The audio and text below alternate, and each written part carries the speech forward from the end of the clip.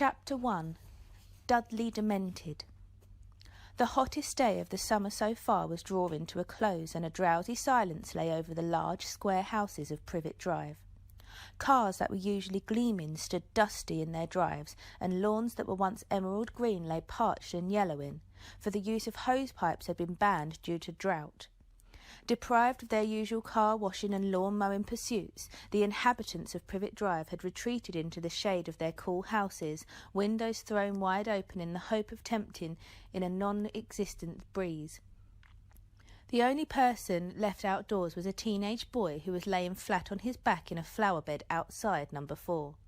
He was a skinny, black-haired, bespectacled boy who had the pinched, slightly unhealthy look of someone who has grown a lot in a short space of time. His jeans were torn and dirty, his t-shirt baggy and faded, and the soles of his trainers were peeling away from the uppers. Harry Potter's appearance did not endear him to the neighbours, who were the sort of people who thought scruffiness ought to be punishable by law. But as he had hidden himself behind a large hydrangea bush this evening, he was quite invisible to passers-by. In fact, the only way he would be spotted was if Uncle Vernon or Aunt Petunia stuck their heads out of the living-room window and looked straight down into the flower-bed below. On the whole, Harry thought he was to be congratulated on his idea of hiding here. He was not, perhaps, very comfortable lying on the hot, hard earth, but on the other hand, nobody was glaring at him, grinding their teeth so loudly that he could not hear the news, or shooting nasty questions at him, as had happened every time he had tried sitting down in the living-room to watch the television with his aunt and uncle. Almost as though this thought had fluttered through the open window, Vernon Dursley, Harry's uncle, suddenly spoke. "Glad to see the boys stop trying to butt in. Where is he, anyway?" "I don't know," said Aunt Petunia, unconcerned. "Not in the house." Uncle Vernon grunted. "Watching the news," he said scathingly. "I'd like to know what he's really up to. As if a normal boy cares what's on the news. Dudley hasn't got a clue what's going on. Doubt he knows who the Prime Minister is. Anyway, it's not as if there'd be anything about his lot on our news." "Vernon, shh!" said Aunt Petunia. "The window's open." Oh, yes, sorry, dear." The Dursleys fell silent. Harry listened to a jingle about fruit and brown breakfast cereal while he watched Mrs. Figg, a batty cat-loving old lady from nearby Wisteria Walk, amble slowly past. She was frowning and muttering to herself.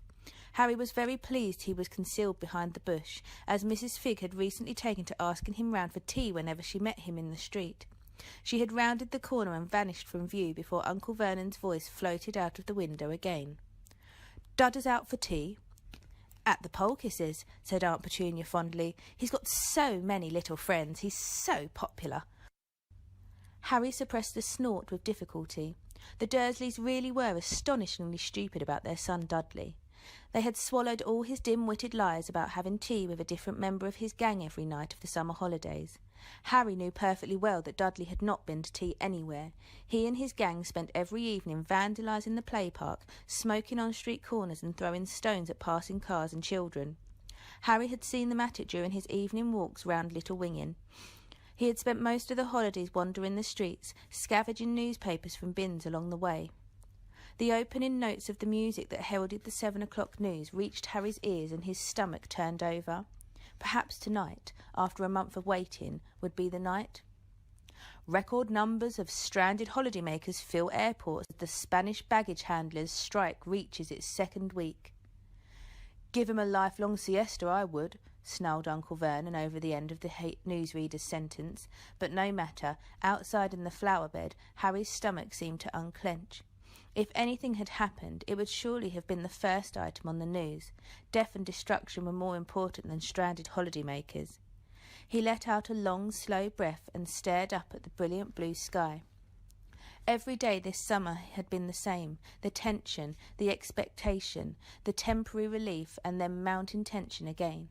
And always, growing more insistent all the time, the question of why nothing had happened yet.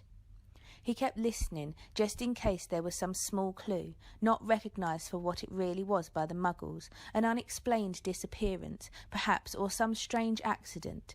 But the baggage handler's strike was followed by news about the drought in the south-east. "I hope he's listening next door," bellowed Uncle Vernon, "him with his sprinklers on at 3 a.m. Then a helicopter that had almost crashed in a field in Surrey. Then a famous actress's divorce from her famous husband. "As if we're interested in their sordid affairs," sniffed Aunt Petunia, who had followed the case obsessively in every magazine she could lay her bony hands on. Harry closed his eyes against the now blazing evening sky as the newsreader said, "And finally, Bungy the Budgie has found a novel way of keeping cool this summer. Bungy, who lives at the Five Feathers in Barnsley, has learned to water ski. Mary Dawkins went to find out more." Harry opened his eyes. If they had reached water ski and budgerigars, there would be nothing else worth hearing. He rolled cautiously onto his front and raised himself onto his knees and elbows, preparing to crawl out from under the window. He had moved about 2 inches when several things happened in very quick succession. A loud, echoing crack broke the sleepy silence like a gunshot. A cat streaked out from under a parked car and flew out of sight. A shriek, a bellowed oath, and the sound of breaking china came from the Dursleys' living room, and as though this was the signal Harry had been waiting for, he jumped to his feet, at the same time pulling from the waistband of his jeans a thin wooden wand, as if he were unsheathing a sword. But before he could draw himself up to full height, the top of his head collided with the Dursleys' open window. The resultant crash made Aunt Petunia scream even louder. Harry felt as though his head had been split in two. Eyes streaming, he swayed, trying to focus on the street to spot the source of the noise, but he had barely staggered upright when 2 large purple hands reached through the open window and closed tightly around his throat. "Put it away!" Uncle Vernon snarled into Harry's ear. "Now! Before anyone sees!" "Get off me!" Harry gasped. For a few seconds they struggled, Harry pulling at his uncle's sausage-like fingers with his left hand, his right hand maintaining a firm grip on his raised wand. Then, as the pain in the top of Harry's head gave a particularly nasty throb, Uncle Vernon yelped and released Harry as though he had received an electric shock. Some invisible force seemed to have surged through his nephew, making him impossible to hold. Panting, Harry fell forwards over the hydrangea bush, straightened up and stared around. There was no sign of what had caused the loud cracking noise, but there were several faces peering through various nearby windows. Harry stuffed his wand hastily back into his jeans and tried to look innocent. "Lovely evening," shouted Uncle Vernon, waving at Mrs. Number 7 opposite, who was glaring from behind her net curtains. "Did you hear that car backfire just now? Gave Petunia and me quite a turn." He continued to grin in a horrible, manic way until all the curious neighbours had disappeared from their various windows. Then the grin became a grimace as rage as he beckoned Harry back towards him. Harry moved a few steps closer, taking care to stop just short of the point at which Uncle Vernon's outstretched hands could resume their strangling. "What the devil do you mean by it, boy?" asked Uncle Vernon in a croaky voice that trembled with fury. "What do I mean by what?" said Harry coldly. He kept looking left and right up the street, still hoping to see the person who had made the cracking noise. "Making a racket like a starting pistol right outside our—" "I didn't make that noise," said Harry firmly. Aunt Petunia's thin, horsey face now appeared beside Uncle Vernon's wide purple one. She looked livid. "Why were you lurking under our window?" Yes, good point, Petunia. What were you doing under our window, boy?" "Listening to the news," said Harry in a resigned voice. His aunt and uncle exchanged looks of outrage. "Listening to the news? Again?" "Well, it changes every day, you see," said Harry. "Don't you be clever with me, boy. I want to know what you're really up to, and don't give me any more of this listening to the news tosh. You know perfectly well that your lot—" "Careful, Vernon," breathed Aunt Petunia, and Uncle Vernon lowered his voice so that Harry could barely hear him. "That your lot don't get our news." "That's all you know," said Harry. The Dursleys goggled at him for a few seconds. Then Aunt Petunia said, "You're a nasty little liar. What are all those—" She too lowered her voice so that Harry had to lip-read the next word. "Owls doing if they're not bringing you news." "Aha!" said Uncle Vernon in a triumphant whisper. Get out of that one, boy, as if we didn't know you get all your news from those pestilent birds." Harry hesitated for a moment. It cost him something to tell the truth this time, even though his aunt and uncle could not possibly know how bad he felt admitting it. "The owls aren't bringing me news," he said tonelessly. "I don't believe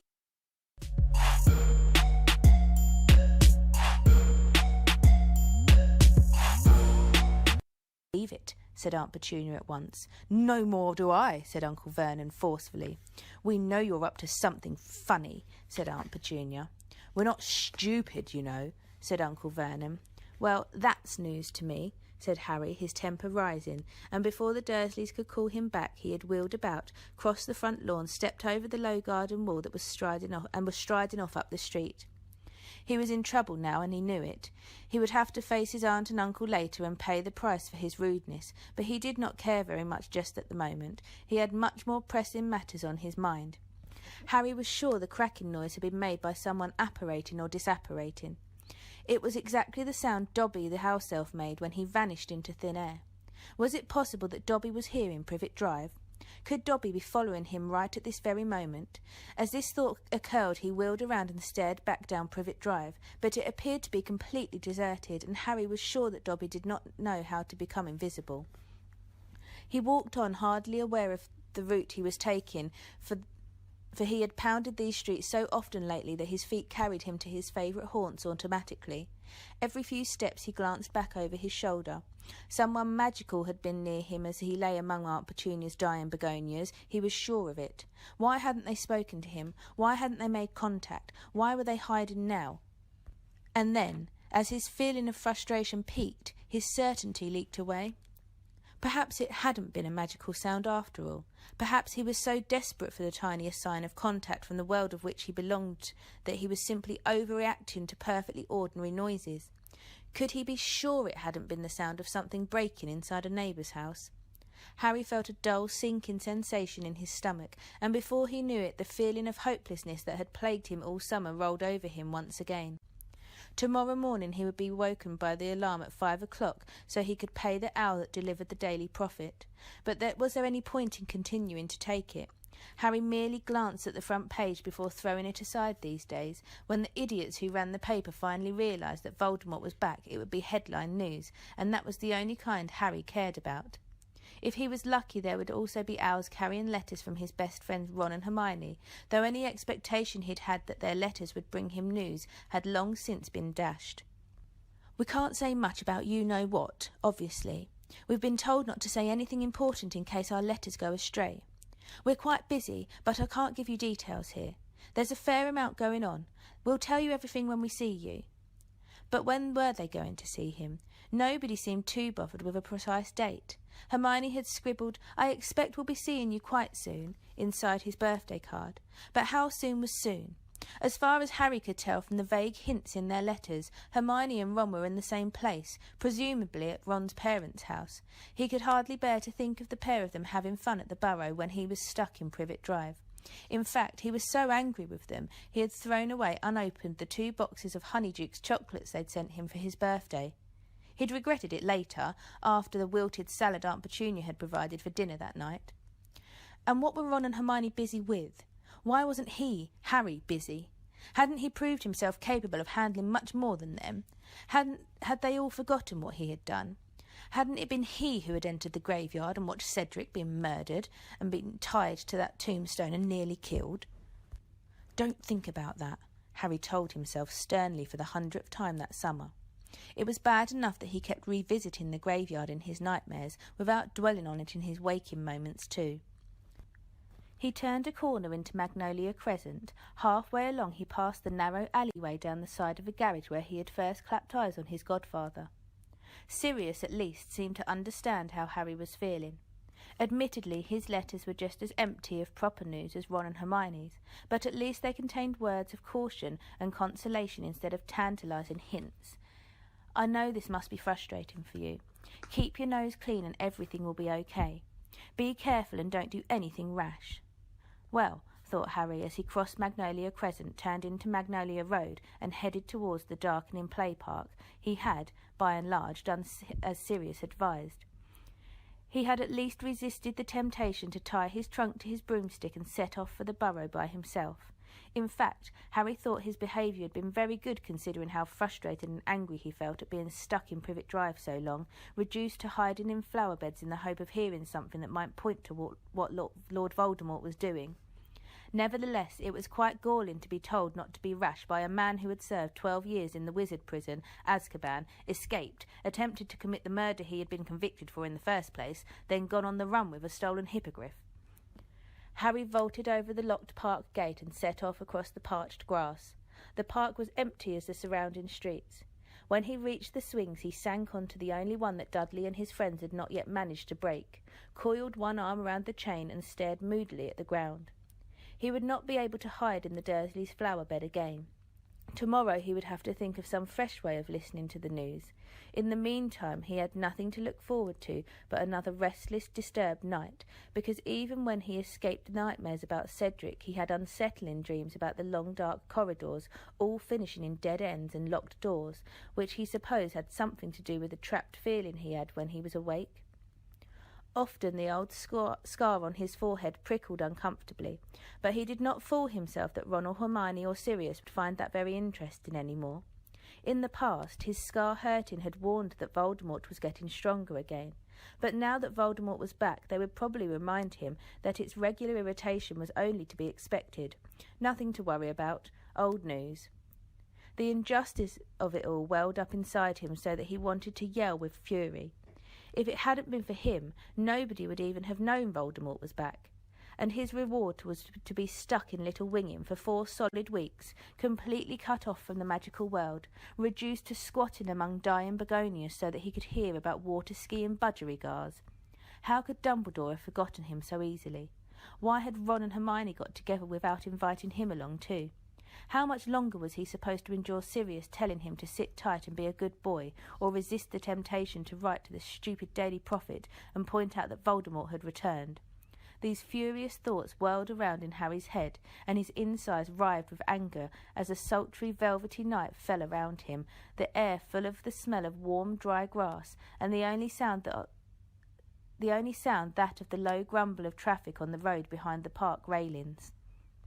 He did not know how long he had sat on the swing before the sound of voices interrupted his musings, and he looked up. The street lamps from the surrounding roads were casting a misty glow strong enough to silhouette a group of people making their way across the park. One of them was singing a loud, crude song. The others were laughing. A soft tickling noise came from several expensive racing bikes that were wheeling along. Harry knew who those people were. The figure in front was unmistakably his cousin, Dudley Dursley, wending his way home, accompanied by his faithful gang. Dudley was as vast as ever, but a year's hard dieting and the discovery of a new talent had wrought quite a change in his physique. As Uncle Vernon delightedly told anyone who would listen, Dudley had recently become the junior heavyweight inter-school boxing champion of the South East. The noble sport, as Uncle Vernon called it, had made Dudley even more formidable than he seemed to Harry in their primary school days when he had served as Dudley's first punchball. Harry was not remotely afraid of his cousin anymore, but he still didn't think that Dudley learning to punch harder and more accurately was a cause for celebration. Neighbourhood children all around were terrified of him, even more terrified than they were of that Potter boy, who they had been warned was a hardened hooligan and attended St. Brutus's secure centre for incurably criminal boys. Harry watched the dark figures crossing the grass and wondered who they had been beating up tonight. Look round. Harry found himself thinking as he watched them. Come on, look round. I'm sitting here all alone. Come and have a go. If Dudley's friends saw him sitting here, they would be sure to make a beeline for him, and what would Dudley do then? He wouldn't want to lose face in front of the gang, but he'd be terrified of provoking Harry. It would be really fun to watch Dudley's dilemma, to taunt him, watch him, with him powerless to respond. And if any of the others tried hitting Harry, he was ready. He had his wand. Let them try. He'd love to vent some of his frustration on the boys who had once made his life hell. But they didn't turn around. They didn't see him. They were almost at the railings. Harry mastered the impulse to call after them. Seeking a fight was not a smart move. He must not use magic. He would be risking expulsion again. The voices of Dudley's gang died away. They were out of sight, heading along Magnolia Road. There you go, Sirius, Harry thought dully. Nothing rash, kept my nose clean, exactly the opposite of what you'd have done. He got to his feet and stretched.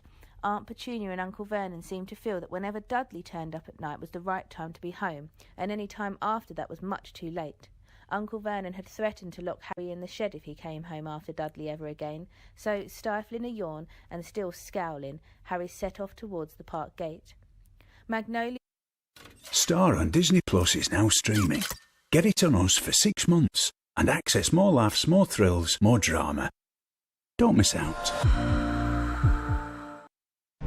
Where do they go? The ones that run away and never return.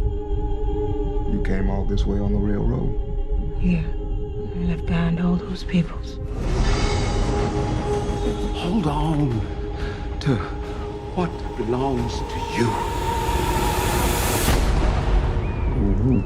What's her name?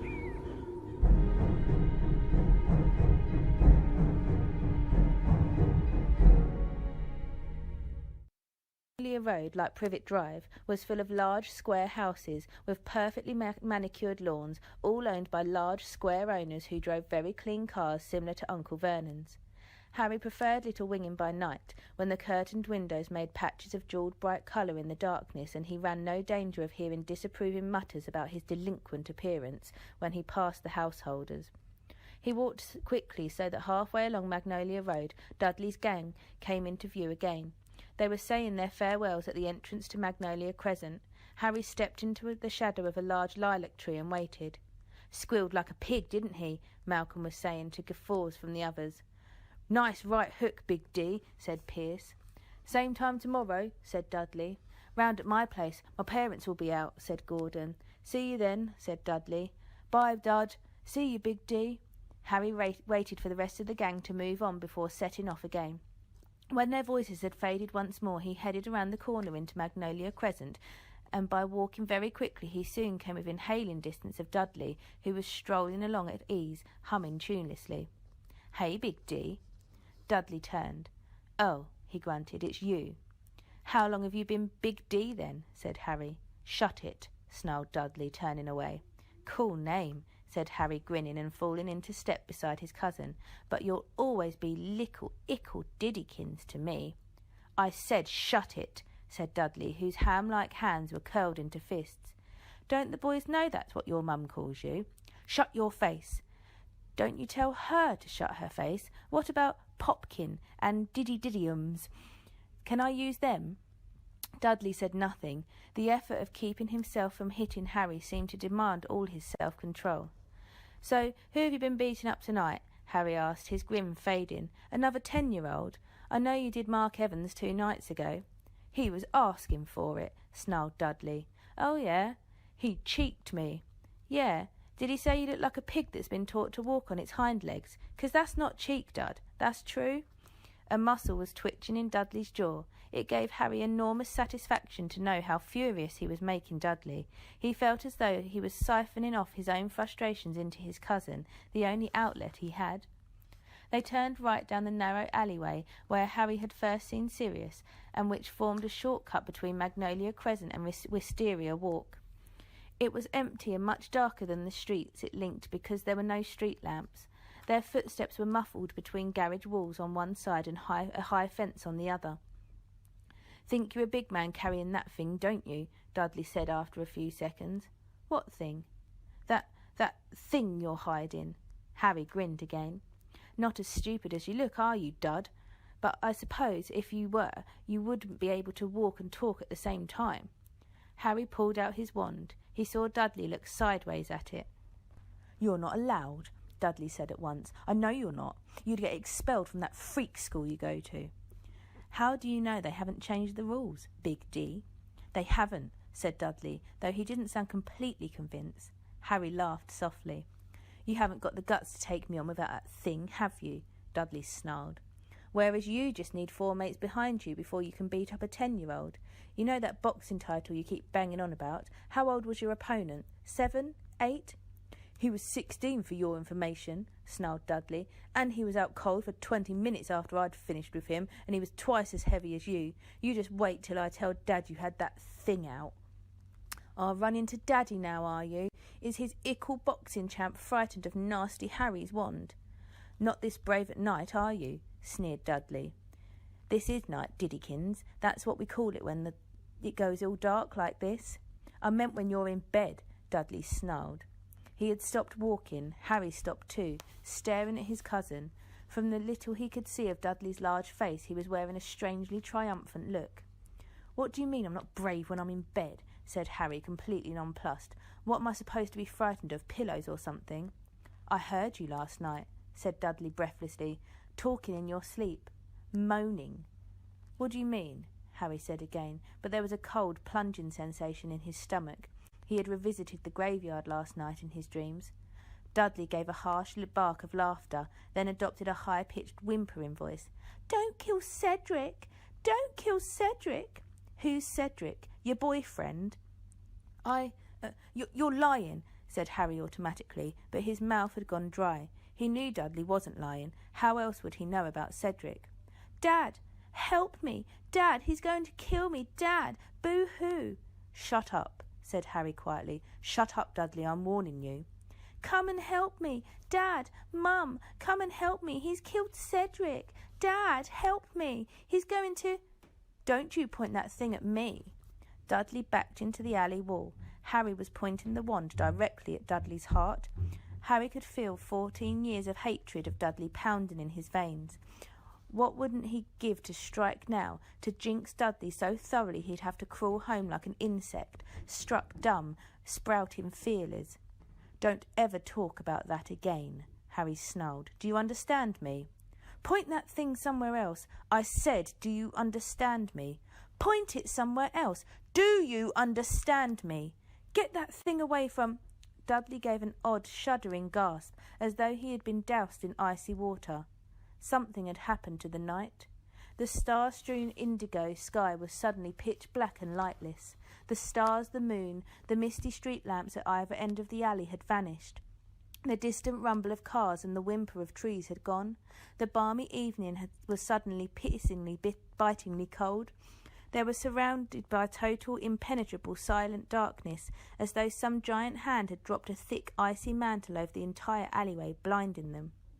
For a split second, Harry thought he had done magic without meaning to, despite the fact that he had been resisting as hard as he could. Then his reason caught up with his senses. He didn't have the power to turn off the stars. He turned his head this way and that, trying to see something, but the darkness pressed on his eyes like a weightless veil. Dudley's terrified voice broke in Harry's ear. What are you doing? Stop it! I'm not doing anything. Shut up and don't move. I can't see. I've gone blind. I said shut up. Harry stood stock still, turning his sightless eyes left and right. The cold was so intense he was shivering all over. Goosebumps had erupted up his arms, and the hairs on the back of his neck were standing up. He opened his eyes to their fullest extent, staring blankly around, unseeing. It was impossible. They couldn't be here. Not in Little Winging. He strained his ears. He would hear them before he saw them. I'll tell Dad, Dudley whimpered. Where are you? What do you... Will you shut up? Harry hissed. I'm trying to listen. But he fell silent. He had heard just the thing he had been dreading. There was something in the alleyway apart from themselves, something that was drawing long, hoarse, rattling breaths. Harry felt a horrible jolt of dread as he stood trembling in the freezing air. Cut it out! Stop doing that! I'll hit you! I swear I will! Dudley, shut! Wham! A fist made contact with the side of Harry's head, lifting him off his feet. Small white lights popped in front of his eyes. For the second time in an hour, Harry felt as though his head had been cleaved in two. Next moment he had landed hard on the ground, and his wand had flown out of his hand. You moron, Dudley! Harry yelled, his eyes watering with pain as he scrambled to his hands and knees, feeling around frantically in the blackness. He heard Dudley blundering away, hitting the alley fence, stumbling. Dudley, come back! You're running right at it! There was a horrible squealing yell, and Dudley's footsteps stopped. At the same moment, Harry felt a creeping chill behind him that could mean only one thing. There was more than one. Dudley, keep your mouth shut. Whatever you do, keep your mouth shut. Wand, Harry muttered frantically, his hands flying over the ground like spiders. Where's Wand? Come on, Lumos! He said the spell automatically, desperate for light to help him in his search, and to his disbelieving relief, light flared inches from his right hand. The wand tip had ignited. Harry snatched it up, scrambled to his feet, and turned around. His stomach turned over. A towering hooded figure was gliding smoothly towards him, hovering over the ground, no feet or face visible beneath its robes, sucking on the night as it came. Stumbling backwards, Harry raised his wand. Expecto Patronum! A silvery wisp of vapour shot from the tip of the wand, and the Dementor slowed, but the spell hadn't worked properly. Tripping over his own feet, Harry retreated further as the Dementor bore down upon him, panic fogging his brain. Concentrate! A pair of grey, slimy, scabbed hands slid from inside the Dementor's robes, reaching for him. A gushing noise filled Harry's ears. Expecto Patronum! His voice sounded dim and distant. Another wisp of silvery smoke, feebler than the last, drifted from the wand. He couldn't do it any more. He couldn't work the spell. There was laughter inside his own head, shrill, high-pitched laughter. He could smell the Dementor's putrid, death-cold breath filling his own lungs, drowning him. Introducing 11th Gen Intel Core processors. Collaborate confidently with Wi-Fi 6, thanks to the world's best processor in thin and light Windows-based devices. For more information about performance and benchmark results, visit intel.com/11th Gen. Think. Something happy. But there was no happiness in him. The Dementor's icy fingers were closing on his throat. The high-pitched laughter was growing louder and louder, and a voice spoke inside his head. Bow to death, Harry. It might even be painless. I would not know. I have never died.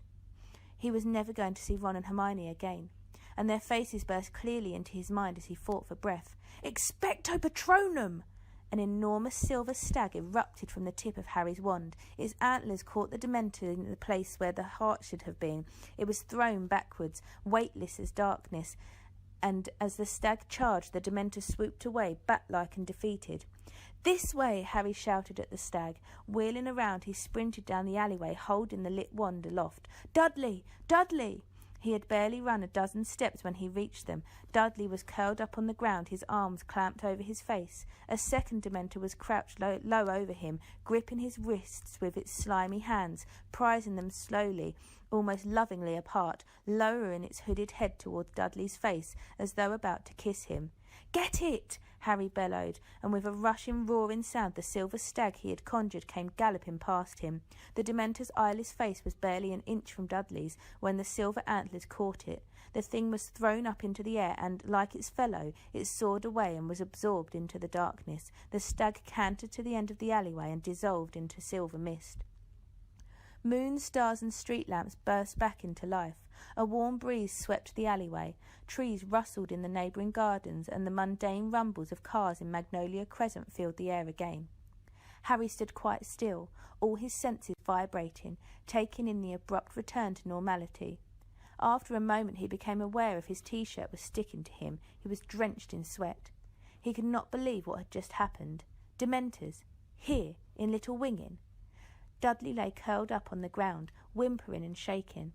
Harry bent down to see whether he was in a fit state to stand up, but then he heard loud, running footsteps behind him. Instinctively raising his wand again, he span on his heel to face the newcomer. Mrs. Figg, their batty old neighbour, came panting into sight. Her grizzled grey hair was escaping from its hairnet, a clanking string shopping bag was swinging from her wrist, and her feet were halfway out of her tartan carpet slippers. Harry made to stow his wand hurriedly out of sight, but "Don't put it away, idiot boy!" she shrieked. "What if there are more of them around? Oh, I'm going to kill Mundungus Fletcher!" Chapter 2. A Peck of Owls.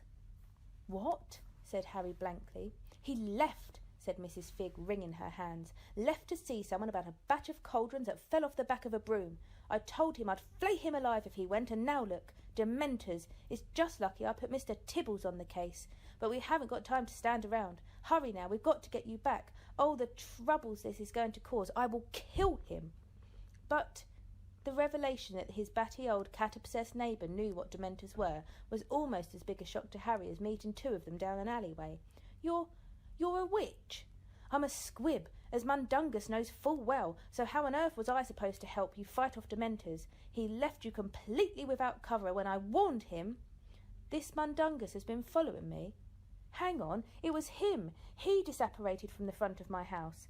Yes, but luckily I'd stationed Mr. Tibbles under a car just in case, and Mr. Tibbles came and warned me, but by the time I got to your house you'd gone, and now... Oh, what's Dumbledore going to say? You! She shrieked at Dudley, still supine on the alleyway floor. Get your fat bottom off the ground quick! You know Dumbledore? Said Harry, staring at her. Oh, of course I know Dumbledore. Who doesn't know Dumbledore? But come on! I'll be no help if they come back. I've never so much as transfigured a tea bag. She stooped down, seized one of Dudley's massive arms in her wizened hands and tugged. Get up, you useless lump! Get up! But Dudley either could not or would not move. He remained on the ground, trembling and ashen-faced, his mouth shut very tight. I'll do it. Harry took hold of Dudley's arm and heaved. With an enormous effort he managed to hoist him to his feet. Dudley seemed to be on the point of fainting. His small eyes were rolling in their sockets and sweat was beading his face. The moment Harry let go of him he swayed dangerously. Hurry up! Said Mrs. Figg hysterically. Harry pulled one of Dudley's massive arms around his own shoulders and dragged him towards the road, sagging slightly under the weight. Mrs. Figg tottered along in front of them, peering anxiously around the corner. Keep out your wand, she told Harry as they entered Wisteria Walk. Never mind the statute of secrecy now. There's going to be hell to pay anyway. We might as well be hanged for a dragon as an egg. Talk about the reasonable restriction of underage sorcery. This was exactly what Dumbledore was afraid of. What's that at the end of the street? Oh, it's just Mr. Prentice. Don't put your wand away, boy. Don't I keep telling you I'm no use? It was not easy to hold a wand steady and haul Dudley along at the same time. Harry gave his cousin an impatient dig in the ribs, but Dudley seemed to have lost all desire for independent movement. He was slumped on Harry's shoulder, his large feet dragging along the ground. Why didn't you tell me you were a squib, Mrs. Figg? Asked Harry, panting with the effort to keep walking. All those times I came round your house, why didn't you say anything? Dumbledore's orders. I was to keep an eye on you, but not say anything. You were too young. I'm sorry I gave you such a miserable time, Harry, but the Dursleys would never have let you come if they'd have thought you'd enjoy it. It wasn't easy, you know. But oh, my word, she said tragically, wringing her hands once more. When Dumbledore hears about this, how could Mundungus have left? He was supposed to be on duty until midnight. Where is he? How am I going to tell Dumbledore what's happened? I can't apparate. I've got an owl. You can borrow her, Harry groaned, wondering whether his spine was going to snap under Dudley's weight. Harry, you don't understand. Dumbledore will need to act as quickly as possible. The Ministry have their own ways of detecting underage magic. They'll know already. You mark my words. But I was getting rid of Dementors. I had to use magic. They're going to be more worried about Dementors who are floating around Wisteria Walk, surely. Oh, my dear, I wish it was so, but I'm afraid... Mundungus Fletcher, I'm going to kill you!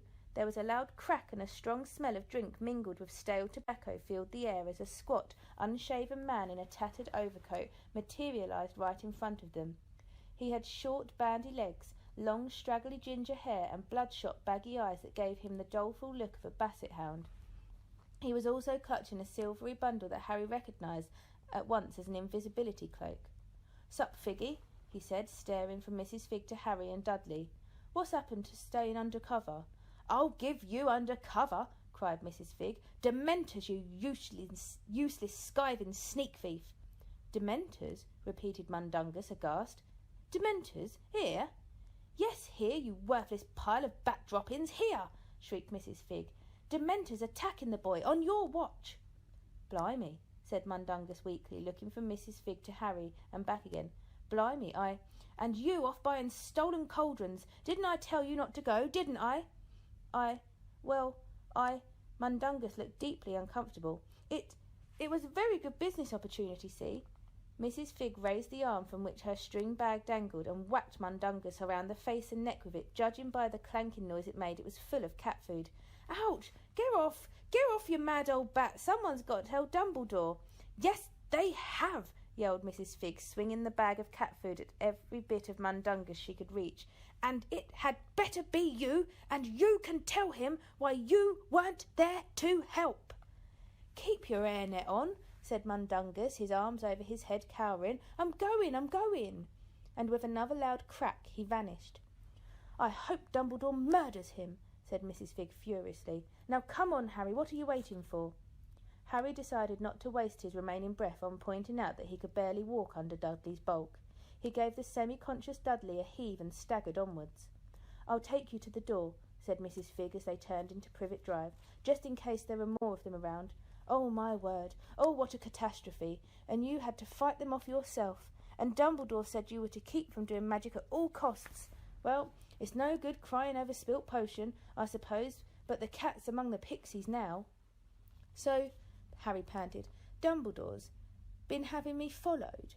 "Of course he has," said Mrs. Figg impatiently. "Did you expect him to let you wander around on your own after what happened in June? Good Lord, boy, they told me you were intelligent.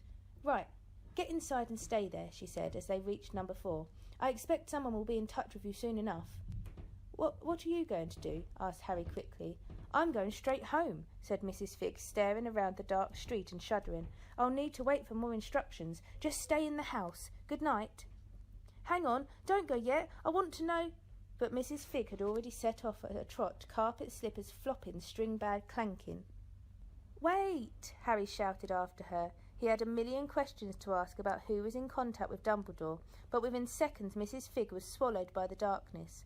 Scowling, Harry readjusted Dudley on his shoulder and made his slow, painful way up number 4's garden path. The hall light was on.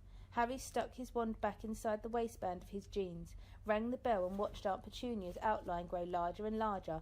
Oddly, why settle for good enough when you can do better? With precision, more style, care less, to care more. AEG. Challenge the expected.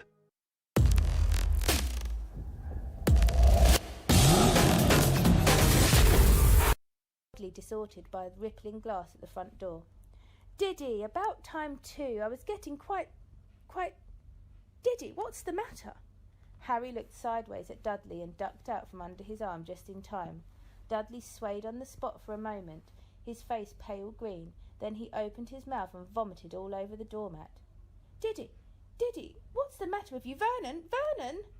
Harry's uncle came galumphing out of the living room, walrus moustache blowing hither and thither as it always did when he was agitated. He hurried towards to help Aunt Petunia negotiate a weak-kneed Dudley over the threshold while avoiding stepping in the pool of sick. "He's ill, Vernon!" "What is it, son? What happened? Did Mrs. Polkiss give you something foreign for tea?" "Why are you all covered in dirt, darling? Have you been lying on the ground?" "Hang on, you haven't been mugged, have you, son?" Aunt Petunia screamed. "Phone the police, Vernon, phone the police! Dearie, darling, speak to Mummy. What did they do to you?" In all the kerfuffle nobody seemed to have noticed Harry, which suited him perfectly. He managed to slip inside just before Uncle Vernon slammed the door, and while the Dursleys made their noisy progress down the hall towards the kitchen, Harry moved carefully and quietly towards the stairs. "Who did it, son? Give us names. We'll get them, don't worry." "Shh! He's trying to say something, Vernon. What is it, Diddy? Tell Mummy." Harry's foot was on the bottommost stair when Dudley found his voice. "Him." Harry froze, foot on the stair, face screwed up, braced for the explosion. "Boy, come here!" With a feeling of mingled dread and anger, Harry removed his foot slowly from the stair and turned to follow the Dursleys. The scrumpuliously clean kitchen had an oddly unreal glitter after the darkness outside. Aunt Petunia was ushering Dudley into a chair. He was still very green and clammy looking. Uncle Vernon was standing in front of the draining board, glaring at Harry through tiny narrowed eyes. "What have you done to my son?" he said in a menacing growl. "Nothing," said Harry, knowing perfectly well that Uncle Vernon wouldn't believe him. "What did he do to you, Diddy?" Aunt Petunia said in a quavering voice, now sponging sick from the front of Dudley's leather jacket. Was it you know what, darling? Did he use his thing?" Slowly, tremulously, Dudley nodded. "I didn't," Harry said sharply as Aunt Petunia let out a wail and Uncle Vernon raised his fists. "I didn't do anything to him. It wasn't me. It was—" But at that precise moment a screech owl swooped in through the kitchen window. Narrowly missing the top of Uncle Vernon's head, it soared across the kitchen, dropped a large parchment envelope it was carrying in its beak at Harry's feet, turned gracefully, the tips of its wings just brushing the top of the fridge, then zoomed outside again and off across the garden. Owls! Bellowed Uncle Vernon, the well-worn vein in his temple pulsing angrily as he slammed the kitchen window shut. Owls again! I will not have any more owls in my house! But Harry was already ripping open the envelope and pulling out the letter inside, his heart pounding somewhere in the region of his Adam's apple.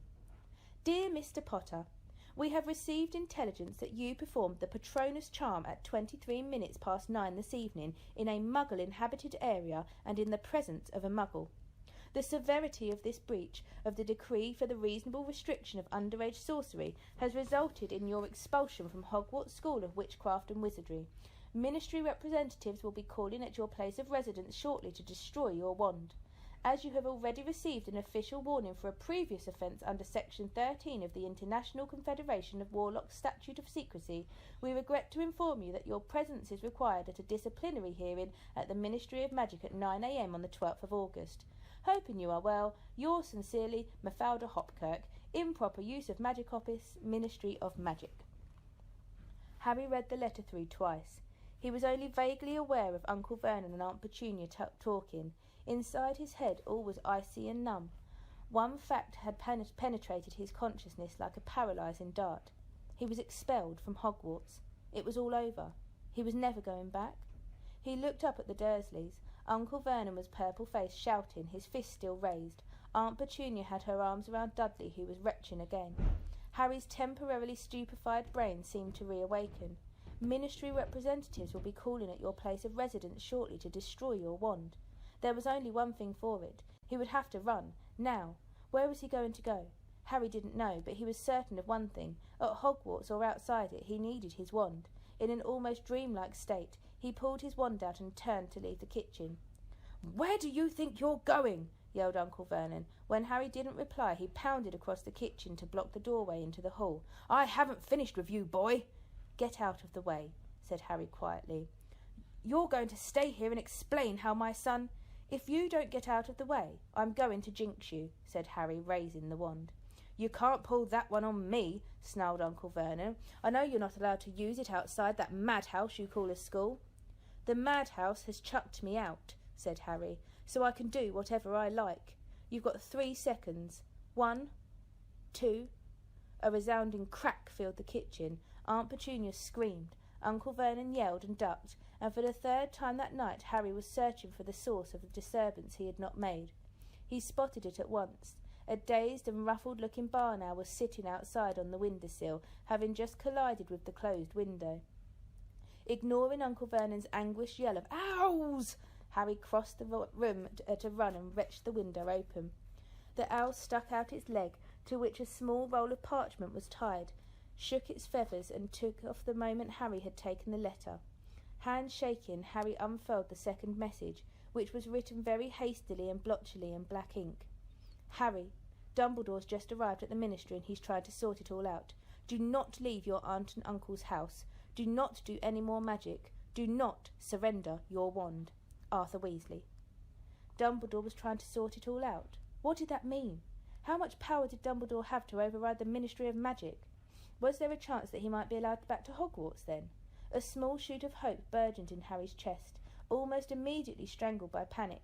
How was he supposed to refuse to surrender his wand without doing magic? He'd have to duel with the Ministry representatives, and if